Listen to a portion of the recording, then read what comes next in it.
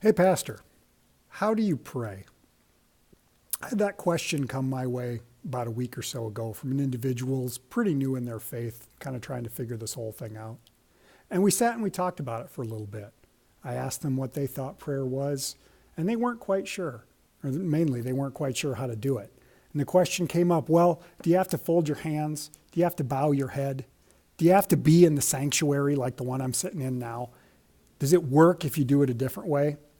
And my answer to all that was, what works for you? In my opinion, prayer is, there's no right way, there's no wrong way. It's just a way that we connect with that which I call divine, that which is God or bigger than we are, whatever terminology you want to use. If the God thing doesn't work for you, that's okay, but for some it does. But prayer is just a time of connection. We could say it's a time of communication. Sometimes we're offering up that which is in our hearts or in our minds, the people that we care about, the situations that we're concerned about, or even on the flip side, those things that bring us joy that we're thankful for. And we want to voice those to that which is bigger than we are. That's a good thing, and that's prayer. Sometimes it's sitting with a cup of coffee and just looking out the window and being connected within the moment to the world that's around us.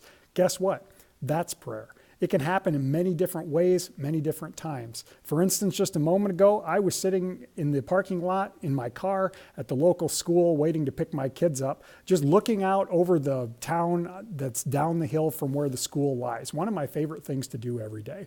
It was just for a moment, but it was that sense of connection. And guess what? That's prayer too.